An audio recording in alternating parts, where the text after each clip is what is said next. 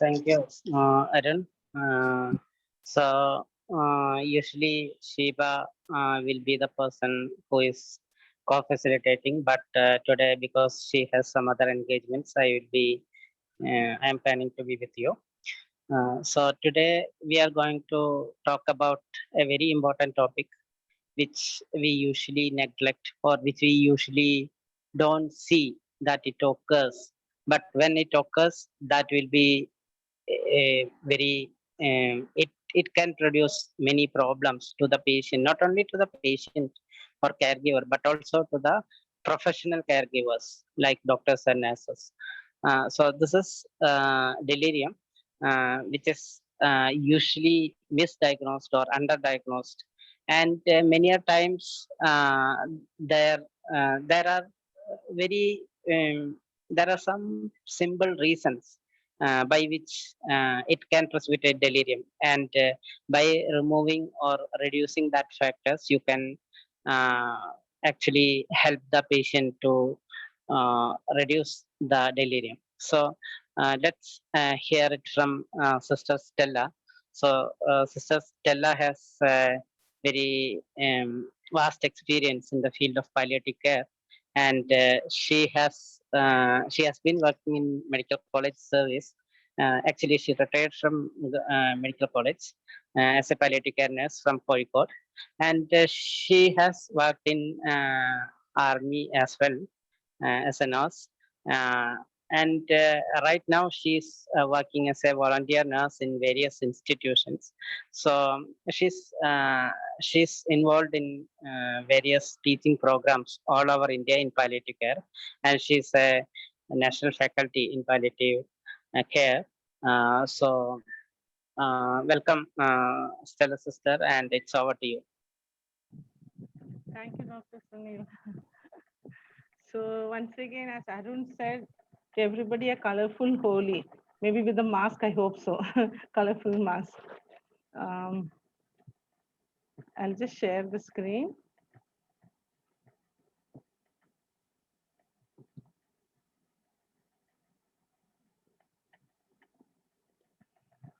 The screen is visible.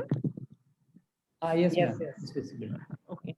So I think it is going to be good evening and good afternoon only. It's just 3 o'clock only. To all and welcome to this session. Uh, whatever doubts you have, you can put it in the chat box, and towards the last of the session, we will have a look onto that. Okay. And one more thing is, I will be just more dealing with the assessment and other things about the medication and this one, just an overall. I'm not going into detail with the medications and all, because in India still we are not nurse practitioners. Whatever doctors prescribe, only we give. So I'm not going in detail with the medications. Delirium, as if something is happening inside our brain, inside our head. It shows up. Anything, agitation, withdrawn, confused, rambling, some sounds, disorientation, confusion. There are two types of hyperactive and hypoactive delirium. In hyperactive, it is more of confusion. Agitations will be the hallucinations and myoclonus jerks. But in hyperactive, it is like confusion, withdrawn, somnolence, and in the mixed, it fluctuates between the both. Suddenly, it will be hyperactive, and suddenly they go for a hypoactive. Uh, so delirium, it's a neuropsychiatric syndrome, common or acute or very serious, but diagnosis often missed. Otherwise, misdiagnosis, and sometimes sometimes it's a mismanagement also. As Dr. Sunil said, first itself, it's very important, but many times this happens, that is often missed or misdiagnosed or mismanagement takes place.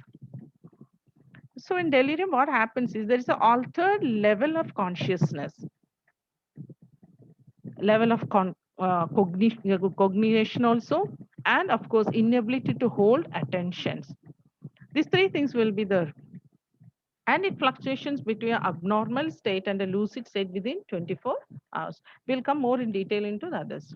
Why and what is important and why it is important. Early diagnosis is important because if we diagnose it early, we can manage it. Identification of the causes. We need to identify the cause. That is very important so that we can manage well. Prompt management is important. It's a medical emergency, of course. Most of us, we don't know about it. It's a medical emergency because it's not only the patient is suffering, the patient's family is also suffering in other ways.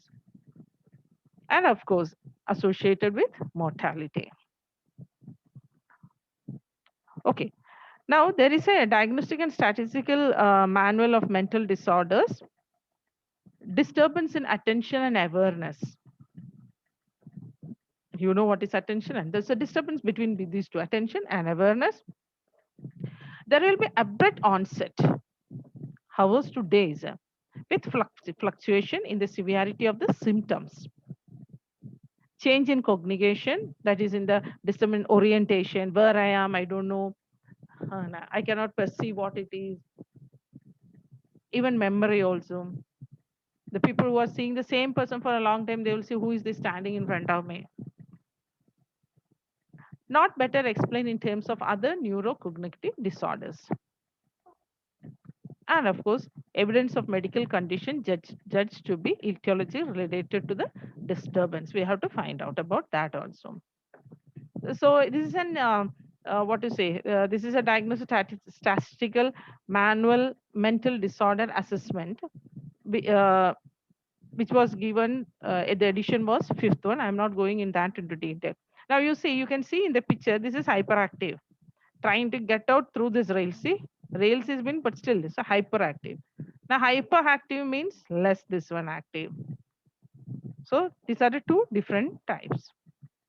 So here you can see delirium, dementia, and depression.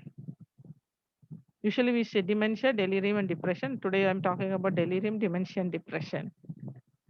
Onset, because almost it sometimes we get what to say doubts whether it is dementia. We are not able to diagnose it properly. Sudden onset. Delirium could be sudden onset, acute. Dementia will be months to years, slow, gradual. Depression, it can be acute or insidious also. Both it can weeks to months. Course in delirium, it is actually fluctuating, but in dementia, it is not like it is progressive, slowly to progress. And in depression, it may be chronic. Again, in the duration, when we talk about delirium, it is hours to weeks. And in dementia, it is months to years. And even in depression, also months to years. Consciousness altered. In delirium, usually the consciousness is altered. But when you take dementia, the conscious will be clear. Depression also. Now, attention, when we talk, impaired attention will be there. But in dementia, it happens normal, except in severe dementia, of course, it will be impaired. And in depression, this may be decreased. Attention will be decreased. In psychomotor changes increased or decreased.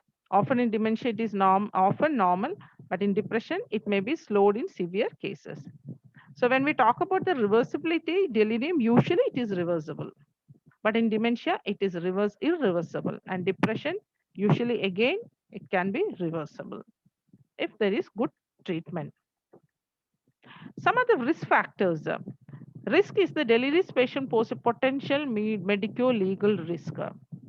One is the informed consent, risk to escape, aggressive behavior, and risk of falls or self-injury, especially even it can happen in the hospital or at home also. Sudden, because it is sudden means patient become delirious, he may run, fall somewhere, get out of the bed, will fall. As you have seen, if it is hyperactive, they will try to get over the rails also, and they will have a fall. So they are always at risk. We'll see the clinical features. Poor concentration, impairment, short-term memory, impairment, disorientation. They'll be disoriented as if they don't know where they are. Very familiar place also they won't be knowing, especially at home. Misinterpretations they will do. Then there will be a paranoid delusions will be there. Some fear, some anxiety.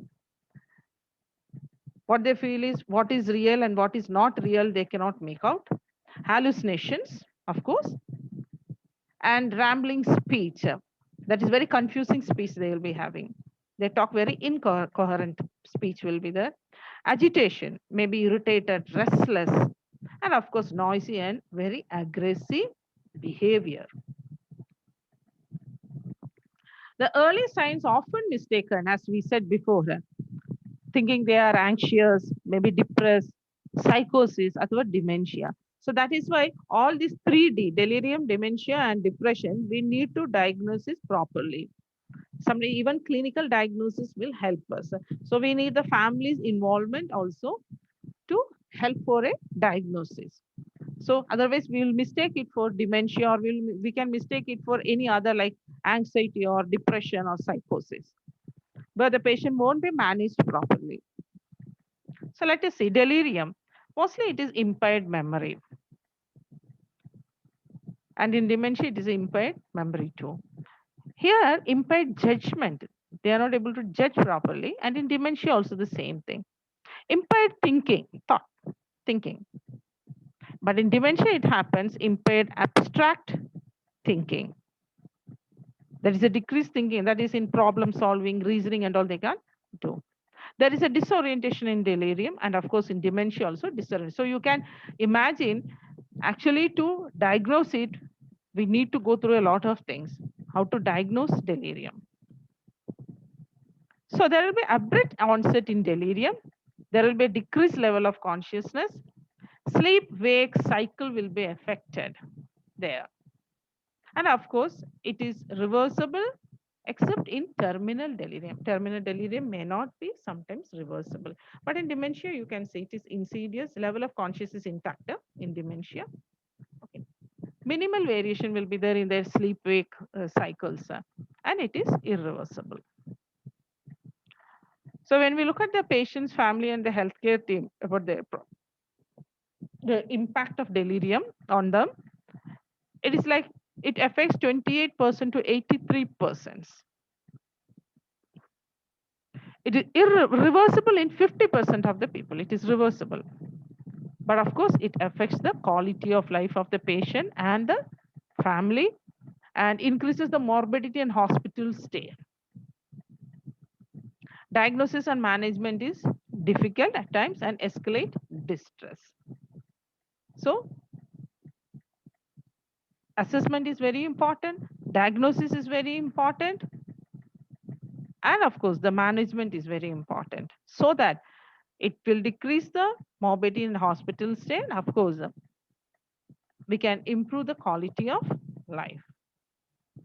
The complications are usually functional decline. There will be a functional decline. They may fall, incontinence will be the physical and chemical restraint will be the physically we will be restraining it, not asking them so that they won't move here and there. And chemical, we will give them some drugs also. Failure to maintain adequate hydration, like a patient is given some drugs and the patient is sleeping. So the inadequate hydration, there will be a inadequate hydration for the patient. That itself can cause some other thing. Patient will go for dehydration. Now again, when they go for dehydration, again some other problem, we are coming to that. Prolonged hospital stay because of that.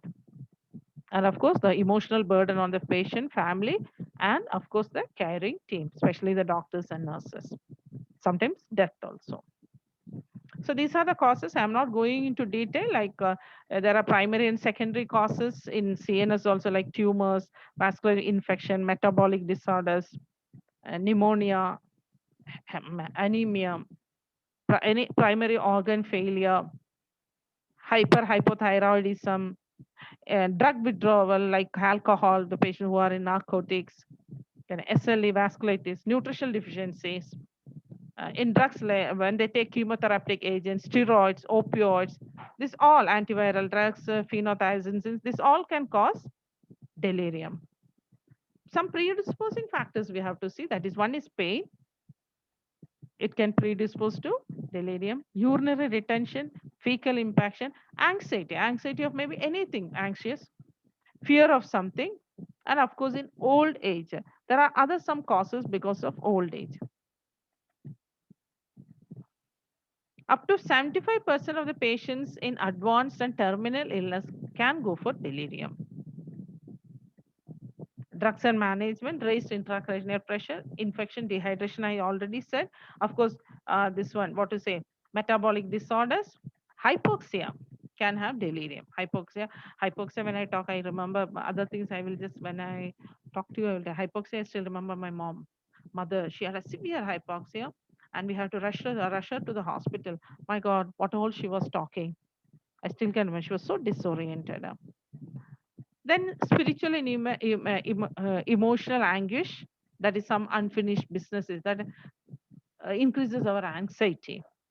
So withdrawal, delirium tremens from alcohol or cigarette abstinences. This all can cause delirium.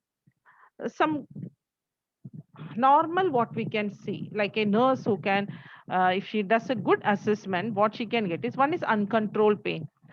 Suppose the family says the patient was in very bad pain, nothing was given for managing their pain.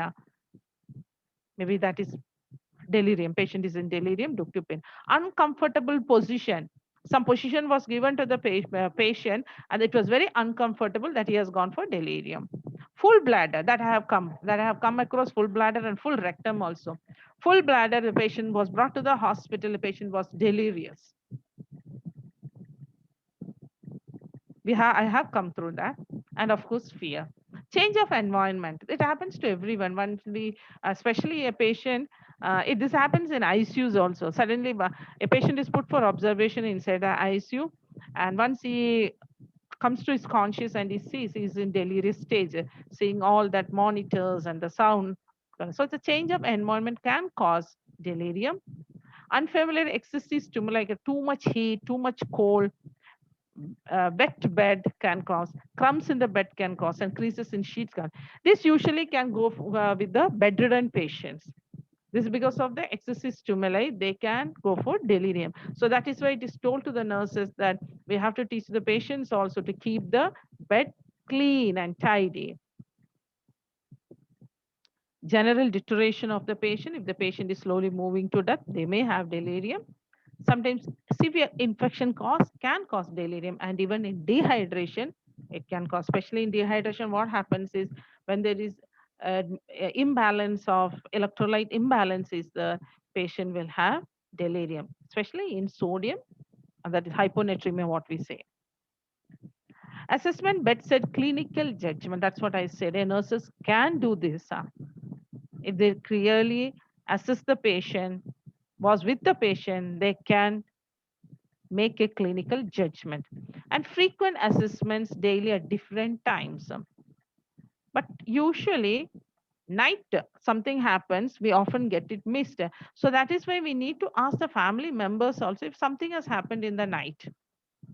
That is very important. So that history is very important from the caregivers and the family members in assessment. There are different assessment tools for the cognitive functions to see. You can see even for the delirium, there is a tool called the confusion assessment method, and the delirium specific numerical rating scales are there. Severity rating scales are this. I'm not going into detail of these scales. These all are the assessment scale which can help us. Meanwhile, with that also, clinical judgment is very important. Because sometimes if this takes time, just clinical judgment is itself is very important. For example, if I say attempts, even giving, after giving morphine also, a patient's family will come and report after 1 or 2 days, they'll come and report he is disoriented, incoherent, and they won't tell all, they will tell we don't know क्या क्या बात करता है पता नहीं, talking something, he's trying to run away, he's removing his clothes and all. Okay, so with that itself we can start thinking if he is in delirium, because there was no any other what to say history of dementia or depression. This was a sudden onset, so we can go through the medication, what the patient's medication is, patient is being taking up, and a general examination. If the patient's bladder is what to say, retention is, the bladder is full or not properly hydrated, there may be hyponatremia. So a general inspection and taking the history from the patient's family will give you some picture about what is wrong with the patient. So this already I spoke to you. So assess the need. So investigate only the support clinical diagnosis and management. Of course, avoid investigation in terminal stages. If you come to know the patient is in terminal stage, please avoid it. Otherwise, we can go for like one RBS, we can send it for serum electrolytes. These are the simple things that we can send it to the lab to find out about this thing. That is, let's see. Okay. Urine routine examination and CT only if it is required in other cases, not in a terminal cases. Principles of management, it should be general measures should be first taken. We are coming to that. Pharmacological measures are there. And of course, awareness and clinical judgment. First of all, family should be given the awareness that what it is exactly once you have diagnosed it. Secondly, etiologically oriented interventions, whatever the causes are there, according to that, we have to do the intervention. Of course, drugs are there, antipsychotics, benzodiazepine, that will, and terminal sedation. It can go. So general measures when we stop offending treatment and the cause. They are treating the patient, but so whatever offending treatment is there, especially in the terminal stages, please we have to stop. Correct the metabolic abnormal. If there is metabolic something is there, we have to correct it first. And structured setting. See, we need to give them a quiet room, dim light, calendar, clock, and encourage visit by friends and relatives so that they will identify them. A clock should be there to know what is the time. This one calendar should be should be there to know about the dates and the year. In most of the patients who are bedridden or in a chronically ill patient, many of the time this happens. There won't be no clock in with the patient, no bedside calendar is there, and the patient don't know what is happening around, which is the day, which is the night, nothing they know. Even low voltage light, why I'm talking is, if there is a small light, the patient won't be anxious in the night. Many times this happens, light is also not, everything is dark, and they get scared. Less physical strains and early mobilization. That is very important. Don't strain the patients very badly, very badly. It's very difficult. Now, when you are alone, again, sometimes we have to think also. Because I know I have, when I was working in head injury, after being restrained the patient also, he came out of the rails and he pushed me and he went out running. He was delirious because he was in ICU. Now, the care of the bladder, bowel, and the pressure ulcers, that is, suppose the patient is in very bad pain, he'll become delirious. So we have to assess whether the patient is in pain, what is the fear and anxiety of the patient. See, our hand, this hand, no, the touch is very important. See, with this hand, if you touch only, you will come to know many things. So that is why it's a general examination. This can do magics. This, our hands can do magics. So see that. Maintain adequate hydration. Hydration is very important. And of course, ensure family support. Because we need to explain to the family. I have come across people coming and telling that he has gone mad. She has gone mad. She's acting mad. It's not acting, they say she's mad. Where we have to explain to them they are not mad. This is what has happened because of these things. So we need to explain to them. These are the antidote. Usually our drug of choice is haloperidol. Of course, in many things, there you can use midazolam and lorazepam, everything is there. In mild cases, haloperidol, even in the moderate or even the severe also, haloperidol is used. I'm not going into detail of how we are giving the medications, okay? So interventions is one with the patient is open communication. Please talk to the patient openly, communicate with the patient. Active listen to the patient. Meaning to that symptom, validate their emotions and explain the management. Now, why I'm talking about this is, once a husband and wife, patient was diagnosed of cancer. They were in the cancer ward, and the next day, actually, the patient and the wife was sent to us, saying that the night the patient had some problems. Anyhow, they came. So when I spoke to the family member, that is the wife, she said, Late in the night, he got up from the bed. He removed all his bed sheets. He removed his clothes. He ran to the door and he tried to open the door.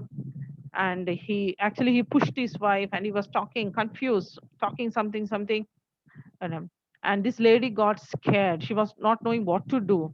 She screamed from inside.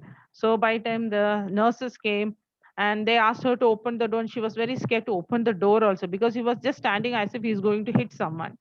Okay. Then she opened the door. Then they all held that, some patients, bystanders, all they all tried to hold him, and they made him to lie down on the bed. By the time doctor came, then she said some injection was given. After that, he became quiet. But now the problem came was in the morning that the patient had in mind that something has happened in the night, which he is not able to explain. And of course, he has overheard the family, this the wife talking to someone else also, that about his behavior in the night. So he was very upset. Actually, he was upset. Okay. Then he asked me a question was, am I mad? Have gone mad or what? So I had to explain to him openly. I had to explain to him, no, nothing has happened to you like that. So you are normal now. It happened last night, maybe some with some of the medications. So we are just going through the medications what you had and all. Well, now, how are you feeling? I asked, and he said, "I'm feeling better, but I didn't sleep properly. I think so. I'm having a headache, means heaviness. I'm feeling." So I asked, "Do you remember something? What has happened with you?" So he was not so. This one, he said, "No, I don't remember anything." But when I came to conscious, he came to know that his dress and all is being torn, and something has happened because my wife was also very scared, like no.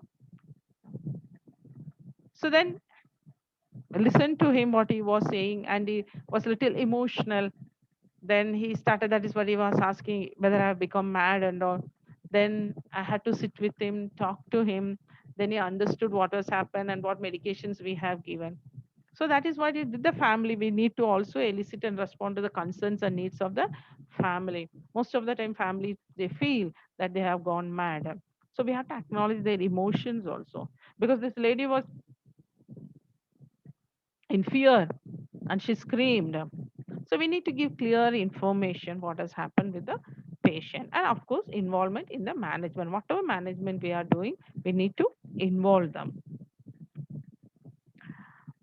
The primary prevention is minimization of the polypharmacy. As you all know what is polypharmacy, especially in elderly people, a lot of medications they are taking, and many medications no need also, but still they will be continuing because they have not gone for a follow up or a review. Maintain hydration and nourishment and ensure sufficient sleep. That is very important. See, when you don't sleep sufficiently, you will have a lot of problem. Now, last night I did the same mistake also. I didn't have a sufficient sleep last night. I slept maybe after 12 or something. That in the morning I was feeling so uncomfortable. I was sleepy, and still I feel sleepy. So that itself, that if you don't have proper sleep also, sometimes these things can happen with some other things which is added. Hydration, as I said, hydration is very important. They may go for hyponatremia. No total adequate fluids must have not gone inside. The patient may be not eaten properly. So these things we have to say. And of course, caregivers and nursing staff must be trained to recognize delirium. That is what where I said. We need to know what is delirium, how we can diagnose delirium. The secondary prevention, early diagnosis and treatment. I said, you know about this patient, what medication the patient is taking, what are the problems of the patient. So whichever is your patient, you should know in and out of about that patient, so that you can have a diagnosis, what treatment the patient is taking, what are the other problems with the patient. Improve recognition of the condition. It is recommended that all the acutely ill elderly patients should have a brief mental test on admission to increase the rate of detection of delirium. Just 1 second. Hello? Oh, yeah.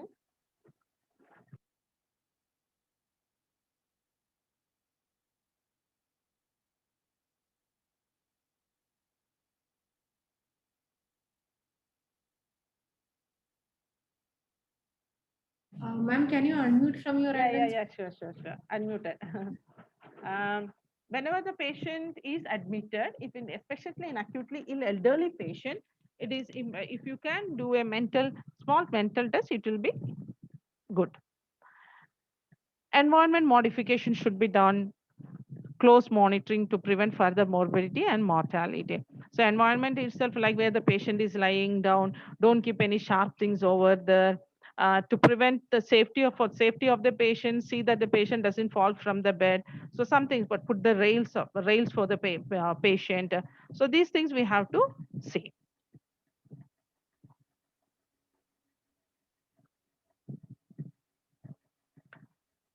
So taper or discontinue any non-essential medications.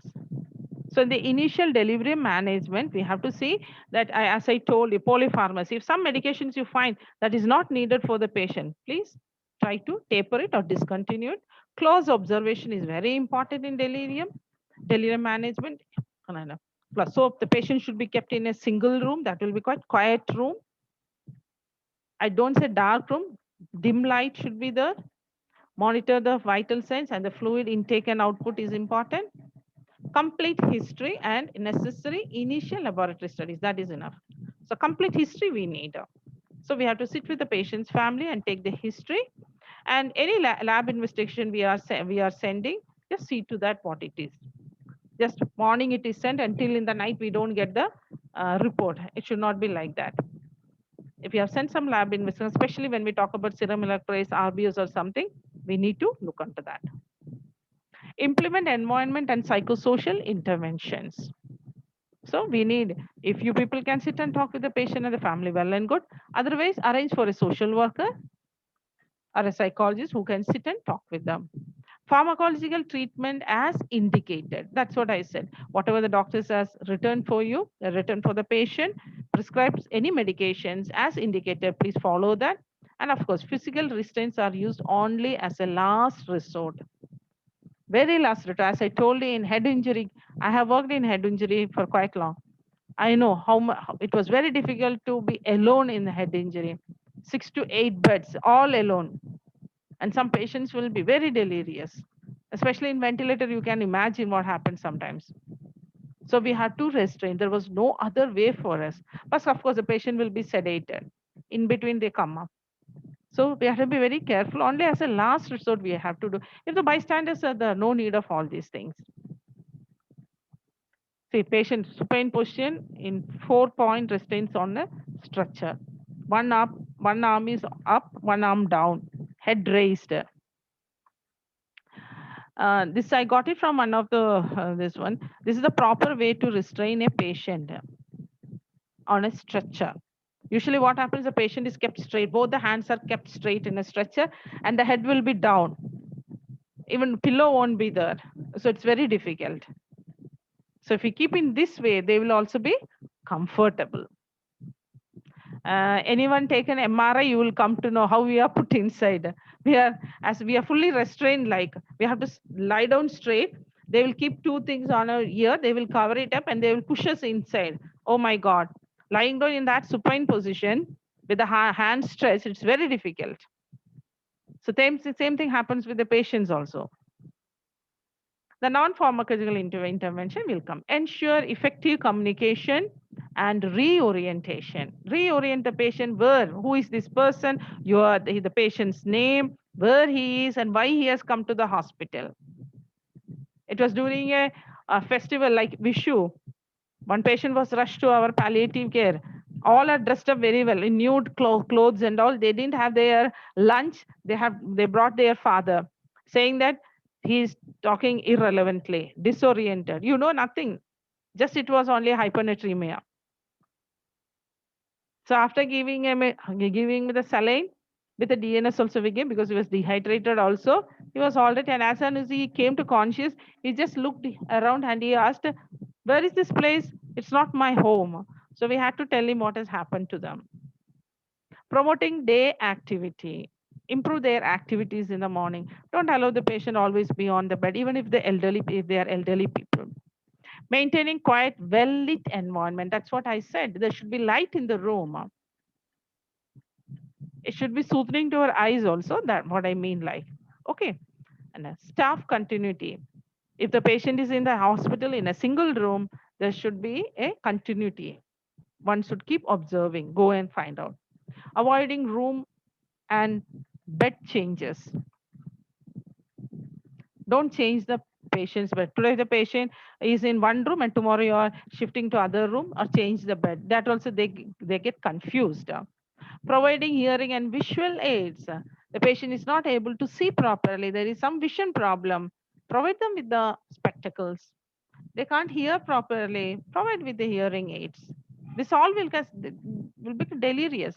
You can normal person itself. You ask if they don't find their spectacle. I don't know what they have. What happens to them? They keep searching here and there. They don't know. They'll come and ask 1,000 times. So that itself will give them a lot of anxiety. Encouraging personal items, whatever is their personal things, encourage them to use that. Limiting visits, hyperactive delirium. In hyperactive delirium patient, best to is to limit the visits of the people. Okay. And some of the things which you can remove, like patient is on catheter and pumps and all, that itself is a stimulation for them. And if it is not needed, just remove it. And of course, help them to have a normal sleep and wake cycles. Maybe we have to keep the windows open. As I said, clock should be kept so that they will come to know that it is daytime, it's not night. And of course, interruptions of sleep should be minimized, especially in the hospitals. Every now and then, just don't I mean, just don't go to the patient and take the vital signs. Patient will be just gone to sleep. You will go and hold the hand. The patient will get up. Whatever work you have, please see that you remove, do it before 10 o'clock. And especially in a delirious patient, it's you have to see that you don't disturb the patient very badly. Once you give all the medication, let the patient have a sleep. And of course, adequate nutrition is very, very important. See, a clock should be kept in front of the patient, right in front of the patient, so that he can see. Of course, a calendar also, so they know the dates, the months, the year, everything. Spectacle and the newspaper, give them. Let them read. There is no problem. This is all an orientation for the patients. On the bedside, you can keep some photos or something so that they can recognize, especially in a very elderly patients, very chronic ill patients. This all is a reminder for them. So just keep these things on the bedside. See, helping, walking. So these are the aids that we use. A touch can make a lot of difference. Because when you hold their hand itself, they feel good. And sometimes even they ask, did I hurt you? Did something happen very badly with me that I made a lot of problems over here? And with that touch, you are saying, no, nothing happened. Everything is fine over here. They feel better.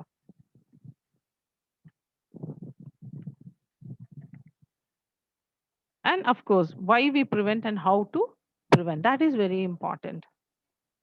See, why I've kept showing you this glass of water and a light is sometimes in the night when you get up from the bed, you need to have one glass of water. The water won't be there on the bedside. There won't be light in the room. So we have to prevent these things. And how to prevent and why to prevent is so that if the bedside one glass of water is there, I can use it. And I can prevent the fall also. So these small things we can do for the patient. So careful assessment is very important. That is also with the communication. We're not able to do communication. Observe the patient. That is very important. Continue, reassure and explain to the family, patient and the family. Treat any reversible problems are there, means we can treat that. Maintain personal and oral care. That should be the nursing. Basic nursing care should follow on, especially oral care. Any drug therapy is being prescribed, please give it in time. Maintain safety. Example, mattress on the floor. Was previously we were doing that when we were in army.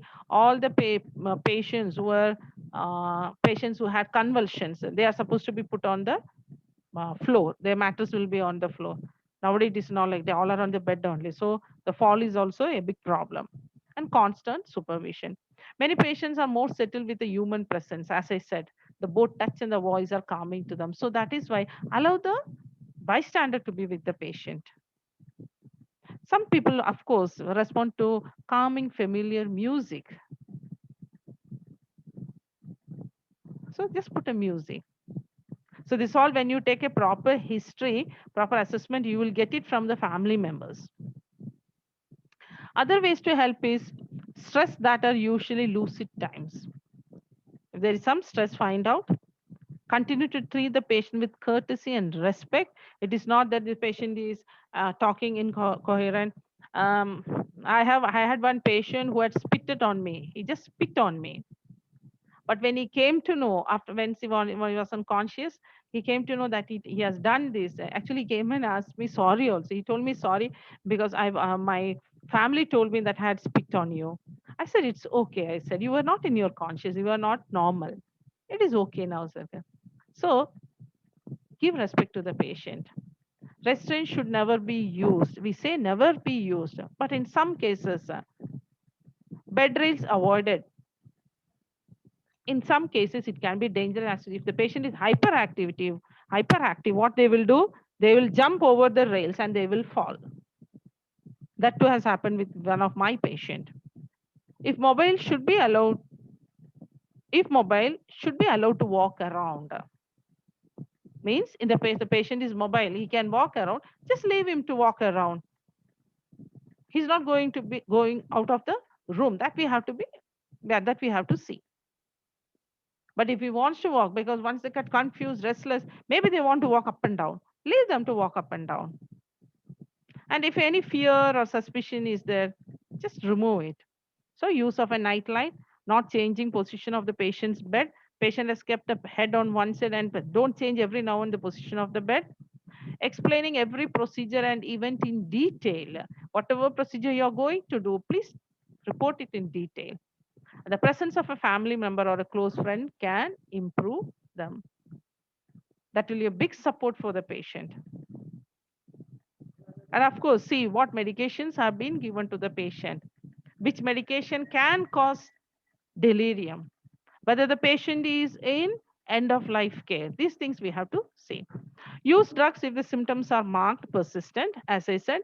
Reduce any other medication which can be avoided. No need. Oxygen if the cyanosis is there. As I said, my mother had severe hypoxia. Dexamethasone, like now cerebral tumor. Due to the tumor, the patient is having delirium. So that has to go. Of course, in haloperidol, if hallucinations are paranoid, symptoms are there, we have to give haloperidol. So the conclusion is delirium is common and results in poor outcome, but can be detected and prevented. That is very important. We can detect and prevent delirium. Only thing is you have to do a close observation, good assessment, and with your hands, that magical touch, with the examination, you will come to know what is the real problem. It is a marker for serious disease and its care and a proxy for the overall quality of a service. Okay. So many times, if the disease has progressed, you will come to know the disease has progressed because of the patient is in delirium or the patient is slowly moving to terminal. That time also they will have delirium. And of course, in delirium itself, people come and say that he had night visions, means nightmares. You must have come across patients' family saying he was saying that his father-in-law has come, otherwise grandfather, great grandfather has come in his dream. They had passed away. Sometimes in your presence itself, they will be talking to them, asking them to come and all hallucinations. So many people, most of the time, people think that it is not what to say. It is not true, or it's all just patient is acting and all. But it's not like that. Even my mother, before her death, when she was in terminal, she had once or twice she told me because my dad passed away years back. So once or twice she told me like this. She said, "See, your dad has come. He was saying you come, you don't worry." So I did understand about that. because I knew she's in terminal. So we have to acknowledge it. It is not that nobody is there. Why you are looking there? Don't tell these things to the patients. Patients will get disturbed. Okay. So with this, and it should be a multidisciplinary care pathway approach. It's not only a nurse, doctors, we can have social workers, and of course, family. We have to involve the family member also. So independently associated with the poor outcomes, including that can happen. So about 40% of surveys have distressing memory. So that is why I told, once the patient comes back to his proper consciousness, please communicate with the patient so that he won't feel bad about it, what has happened. Sometimes relatives are traumatized because of that. And caring teams also get distressed. So we need to understand what it is exactly. I learned that the people will forget what you said, people will forget what you did, but people will never forget how you made them feel. This is very important. Thank you all.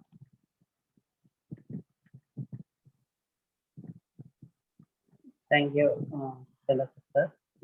So it's time to clear your doubt.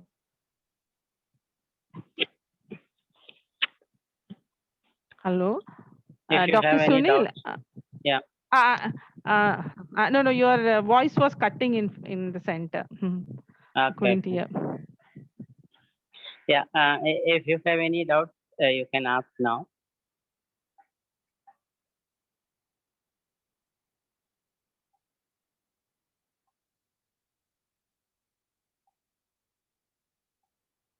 Any of you have seen Delirium?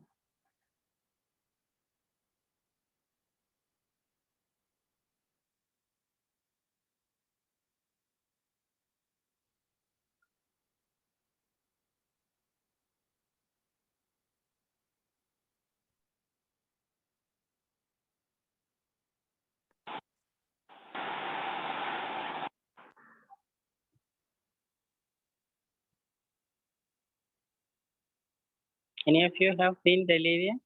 Yes or no? Please give your options in the chat.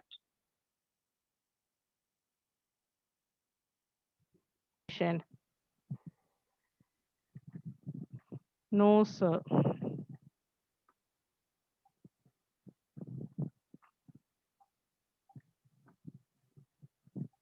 Okay, one answer.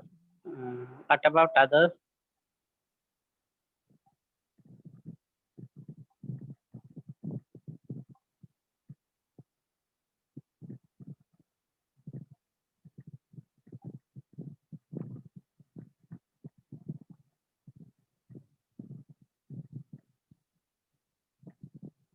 Okay. So how many of you are working in intensive care units or have worked?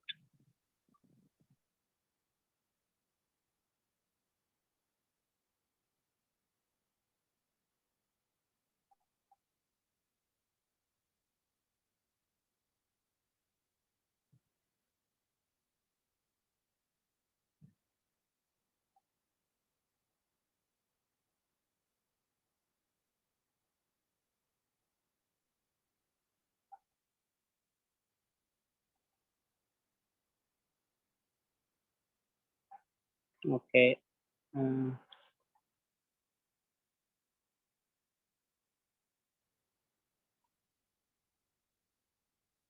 yeah. Um, so um, some of you have seen Delirium. So can you describe what you have experienced during that time?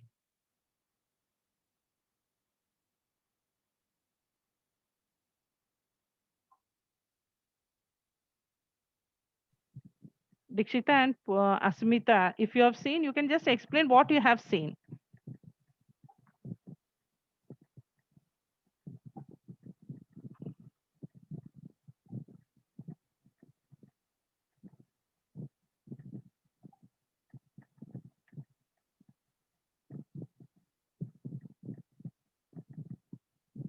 He was confused and aggressive, Hmm.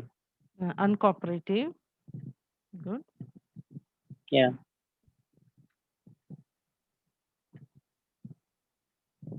He was hyperactive and used to climb out of the side rails. Oh,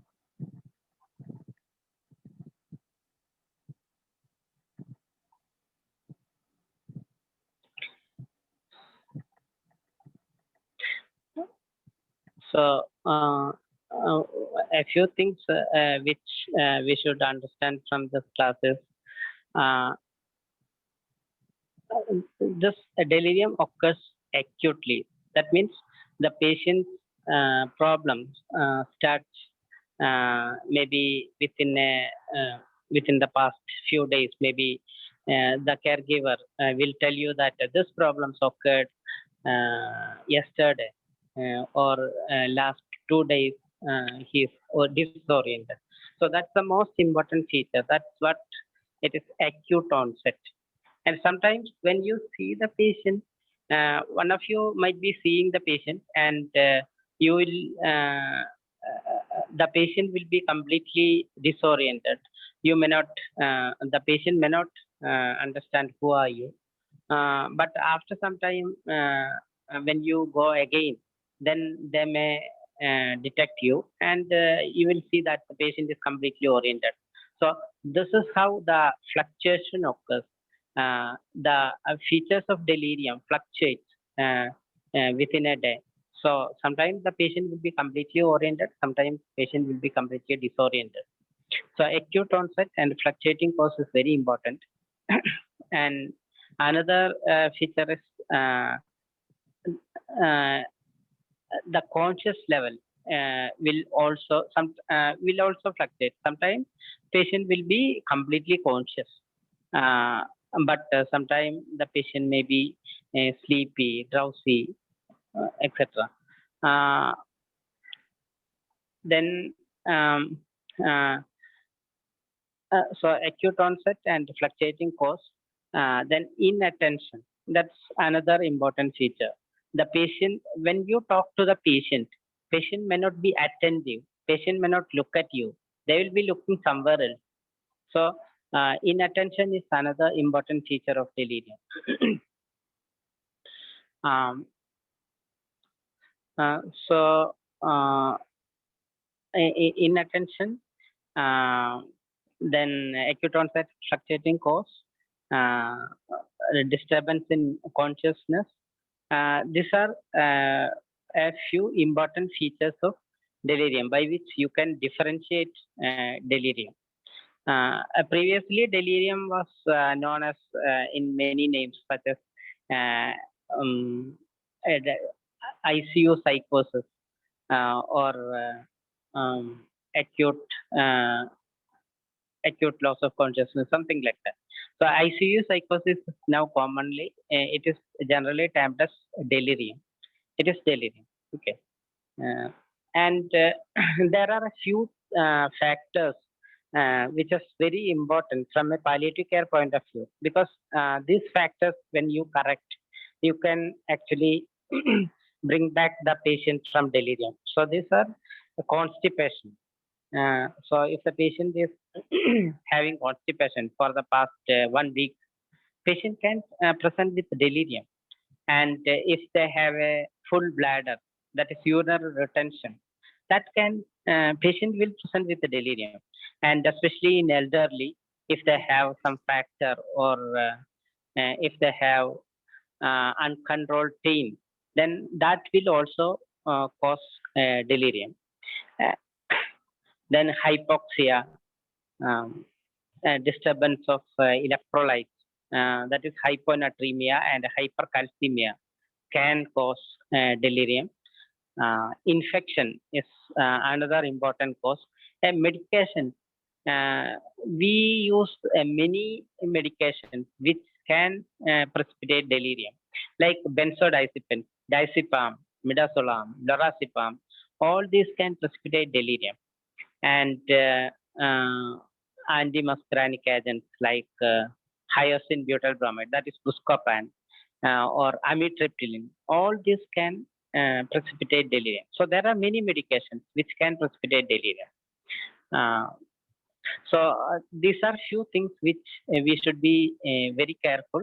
And as a nurse, we can always look into the drug chart of the patient to find out whether they have any constipation, they have urinary retention, are they taking any medications that can precipitate delirium. Just do they have uncontrolled pain which can precipitate delirium? Is there hypoxia? So all these are very simple factors that you can detect, by which actually you can tell your doctor that okay, the patient has these problems, and are these the problems that causes delirium. So nurses have a very good role in delirium management. Uh, and importantly, from a nursing point of view, there are many non-pharmacological management for delirium. And nowadays, non-pharmacological management are the important things that we have to practice before we give medication to treat delirium symptomatic. So, what are the non-pharmacological management? So, the patient should be able to see the outside, so that they can differentiate between day and night, so that biological rhythm can be established. So, if the patient is in a very dark room, it is important to bring the bed of the patient to the near to the window, so that they can see outside.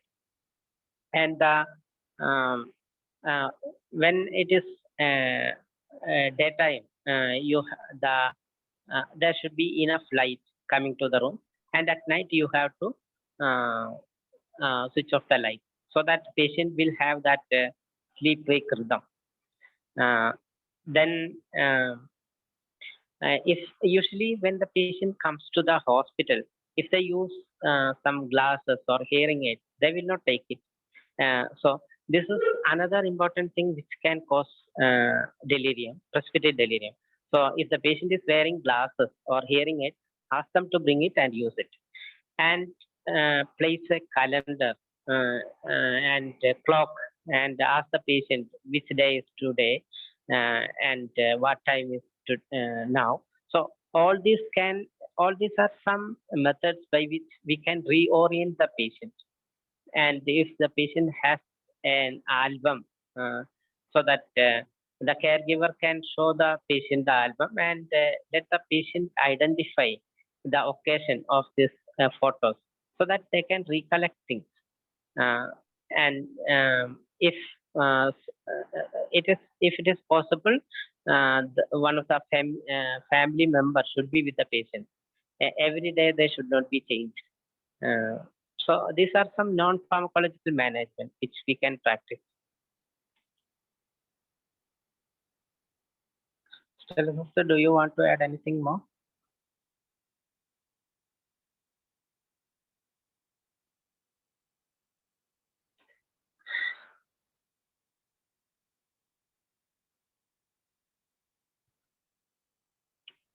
Okay. Uh, I think we can move on to the patient story presentation now. I don't. Can you? Yes, sir. Yes, sir. I can. Yeah.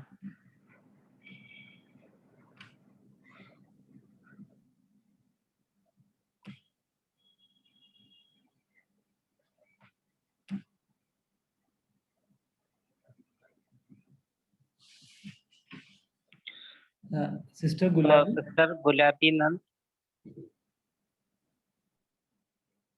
Good. Hello. Yes. Good evening, sir, and evening, good evening to all, and happy Holi. Myself, Sister Gulabi. I'm from Chhattisgarh, and I'm working in the Jam Star Hospital as a staff nurse. I have taken the case presentation on Delirium. So now I'm going to present my case.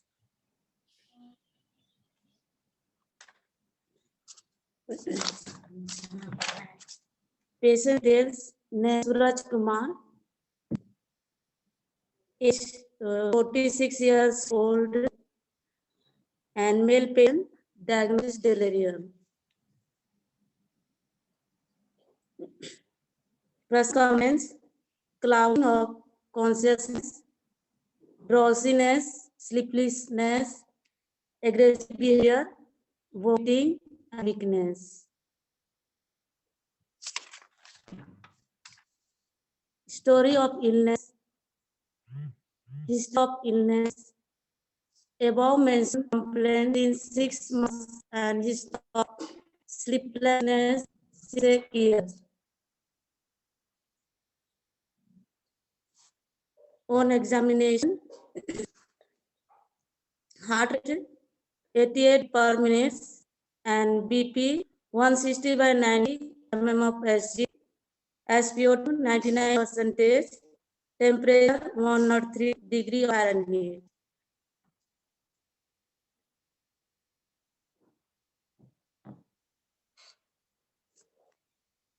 Significant investigation done CC, RS, RFT, serum electrolyte, LFT, viral mark, urine, RM, ECG, MRI.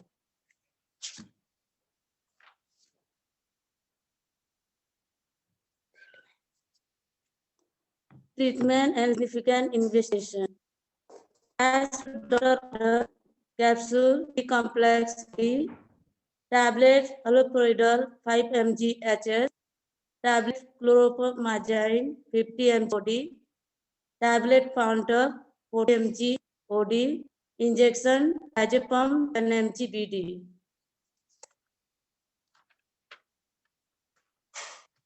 Psychological aspects. Patient was worried about the financial issues of him. Function. Almost 1 year he was sick and out. Expectation. Patient want to be here and take care of family.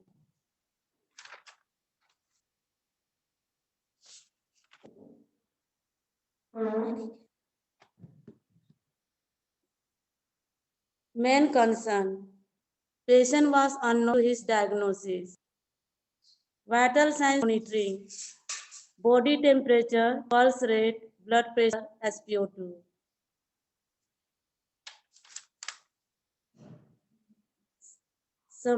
Summary.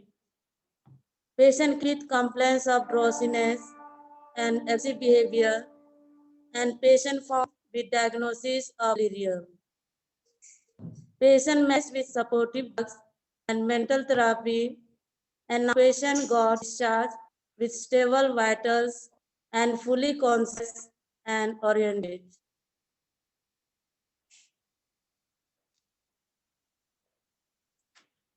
Discussion points. How to manage the care given about the condition. Second, what are the health challenges of the patient? Third, how to handle the psychoeconomic situation of the patient. Fourth, how to consult the patient about rehabilitation of patient.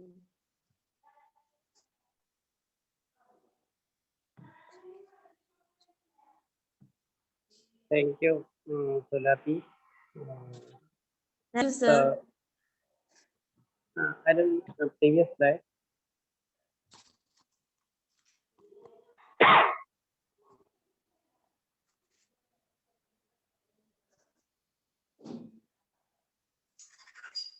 Okay. So here is a 47-year-old male patient who is diagnosed to have delirium. But before I get the opinion from Stella sister, any of the participants have any comment on this patient story?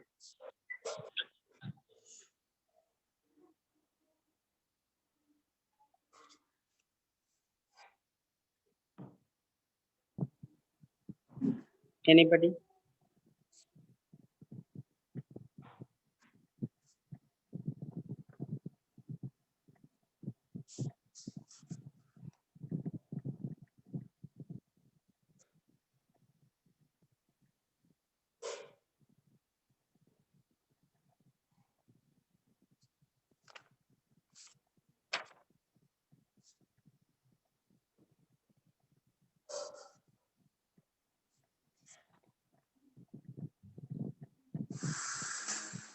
Okay, Stella sister, you can take over. Yeah, yes, Dr. Sunil. I was also thinking because the history starts that since past 1 year the patient is having these problems. So is there any underlying cause? And especially, Sister Gulabi, have you taken any more history of the patient, especially the past and present history? And hello, Sister Gulabi? Yes, ma'am. I'm hearing you. Sister Gulabi, आप हिंदी समझते हैं? Yes, ma'am. हाँ, देखो आपने है ना ये patient को आपने तो बोला है 1 साल से पेशेंट्स को डिलीरियम है, तो 1 साल से ये पेशेंट किसको दिखा रहा था, क्या मेडिसिन लिया है? That we would like to know one thing. The second thing is the patient was having any other problem, और कोई बीमारी था क्या पेशेंट को? No, ma'am. He was an alcoholic, and he used to get. Yeah. So in the history, inside my head it was going. Patient is a alcoholic and withdrawal symptoms. Okay. जैसे कि आपने बोला कि ये alcohol का ये है कि पेशेंट को डिलीरियम था, शायद वो बंद कर दिया होगा, तो इसलिए मैंने when I was talking about the delirium, there are many causes for delirium. Okay, ठीक है. सो जैसे कि आपने बोला है, very right, the patient was alcoholic 46 years, maybe he must have, बहुत साल से वो पीता होगा है ना? कितना साल से वो पी रहा था, कुछ आइडिया है आपको? It's 5 years, ma'am. At least 5 years. And उसका काम क्या था? What was he doing? His job?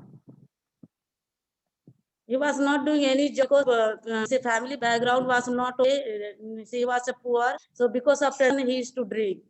He used to drink. So how they were, because you said he's much worried about the financial things and about his family.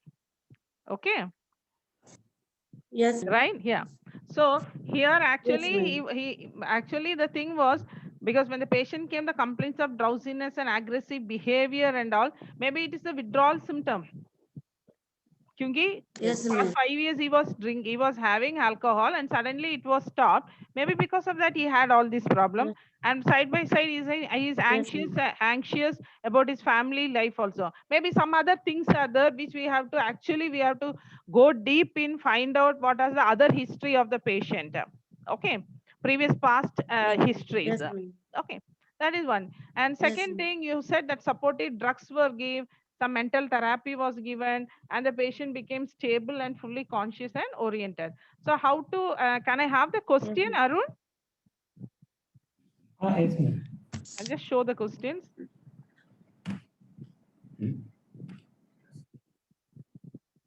How to manage the caregiver about the condition. So as I said in my slides itself, you have to sit with the caregiver and you have to communicate with the caregiver actually what is the problem. Okay.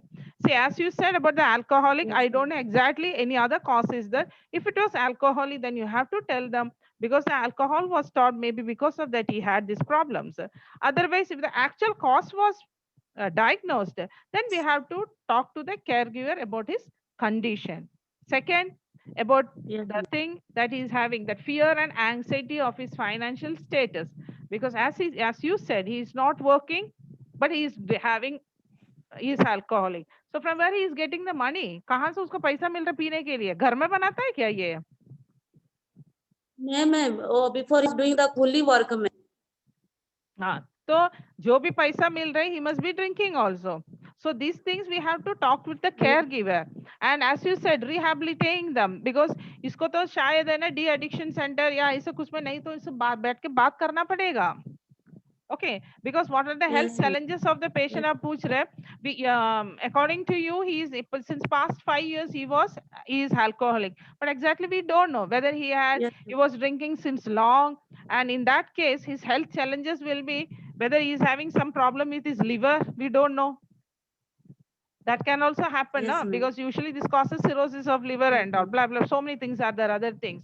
So, but that is one thing. And second, another thing, another health challenge is if he goes on like this, even he will attempt suicide also. That is another problem with these people, because he's not drinking, he's not getting to drink, because पैसा होने से जाकर शराब पिएगा. अगर पैसा नहीं है तो शराब नहीं पीने के लिए क्या करेगा? चोरी भी करेगा. That is another problem. ठीक है, कोई भी सोशियो इकोनॉमिक सिचुएशंस में आता है, चोरी करेगा, he will go for theft, because he wants to drink, then he will do that also. So it actually, the Yes. patient will do a lot of things in order to keep him also good, and his family also, to support his family. So to handle this one, really to Yes, say ma'am. he needs nice psychosocial support. Somebody needs to sit and come, and Yes. it's not only, not for one time. इसको बीच में you have to make a Mm. review with the patient, follow up also you people have to do, so that you can sit and talk with him, make him Yes. understand these things, so that Yes, ma'am. one thing is he will stop alcohol, second thing he will go for a job. कोई भी coolie job हो दो होने से भी है ना, वो जो काम कर रहे हैं at least he will do that काम, वो बहुत जरूरी है. Yes, Because ma'am. without sitting, and so we need to counsel the patient, means if you are having a social worker, well and good, otherwise you people have to sit and talk to him, and उनको बीच बीच में बुला के है ना, नहीं तो आप लोगों को follow up करना पड़ेगा patient को. Yes, ma'am. और फैमिली को भी ये समझाना है that family has to, because if in some places it happens that because the husband was drinking, the wife has to go for a job, then she will start scolding the husband, there will be a big fight, वो सब होता है, you can understand, you know all these things. तो हमको है ना family के साथ बैठ के ये सब बातें we have to sit and talk with the family and the patient. That is very Yes, ma'am. important. And of course in some cases where the drugs were given, how long we can give the drugs, so that also we have to see. For me only this much I can add up. Dr. Sunil, you want to add up with add something, means you can, because this is only history I got it. Yeah, so I Thank you, agree with you. This patient, we have to first see whether is it delirium itself, because Yeah. Stella sister herself told that delirium, it has a short duration of history. Here you say that it is 6 months to 1 year. So we have to see what is it. Usually in delirium, you will not get such a history. You will get only a short history. So this must be something else. And if it is alcohol withdrawal, so that is known as delirium tremens. And the treatment of delirium tremens, that is alcohol withdrawal, it is different from other delirium, because if in delirium, usually benzodiazepine can precipitate delirium.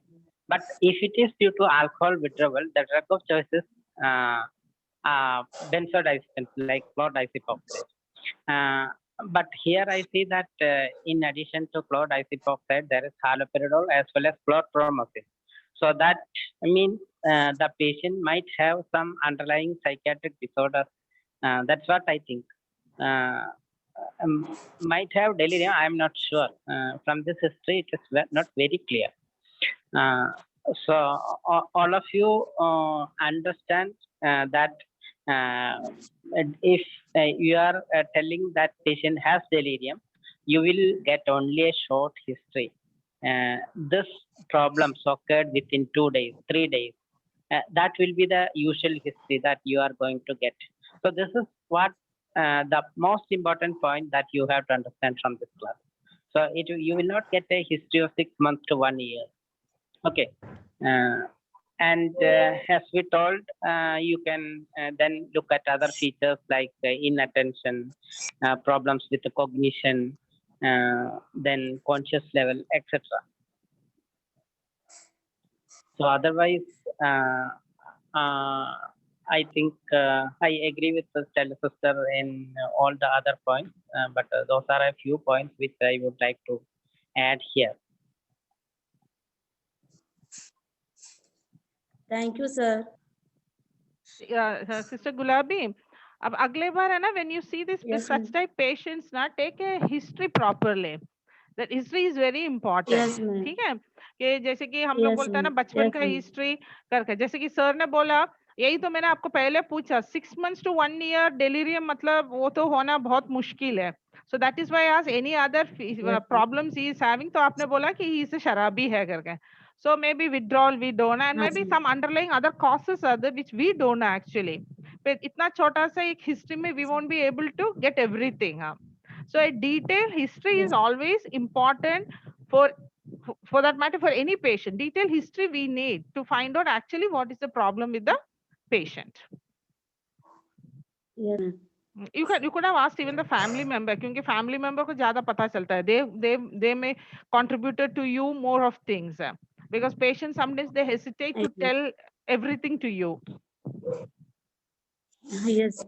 Hmm. Thank you, ma'am. Anybody else has any question or comment?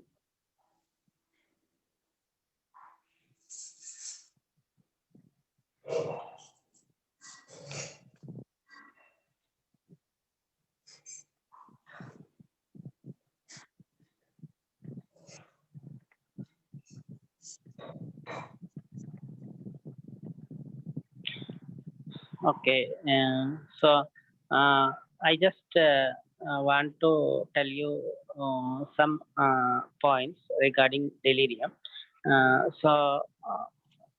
There are some points or some problems which can precipitate delirium, which we have already discussed. But for you to remember easily, there is a mnemonic uh, known as CHIMBOP. CHIMBOP, CHIMBOP, CHIMBOP.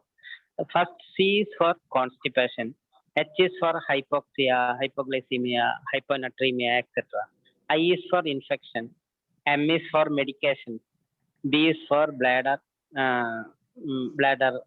retention or bowel obstruction, O is for oxygen deficiency, P is for unrelieved pain. So these are few important things which we usually come across in patients in palliative care. So you can just revise these points, CHIMBOP, and see whether the patient has any of these problems which can precipitate delirium. And there are some precipitating factors, there are predisposing factors of delirium. So advanced age, advanced malignancy, and previous history of delirium or dementia. These are few predisposing factors of delirium. So if the patient has advanced age, patient is 80-year-old having an advanced malignancy, that means the patient is predisposed to delirium. But those patients may not have delirium unless there is a precipitating factor like constipation or urinary retention, etc. So these are few points which you can remember. It's CHIMBOP, CHIMBOP. C is for constipation, H for hypoglycemia, hyponatremia, etc. I for infection, M for medication. There are many medications which we have already told. Most important, benzodiazepines, tricyclic antidepressants like amitriptyline, hyoscine butyl bromide. There are many antibiotics, fluoroquinolones like the ciprofloxacin. Then B is for bladder outlet obstruction or bowel obstruction. O is for oxygen deficiency. P is for unrelieved pain.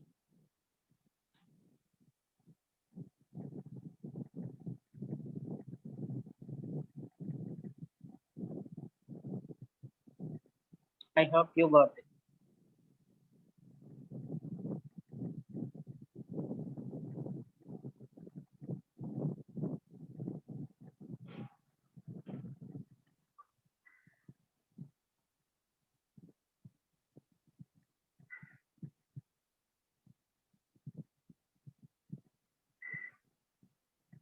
Okay.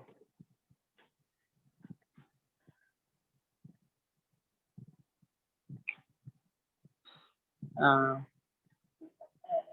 if there are no other questions, I think we can wind up the session.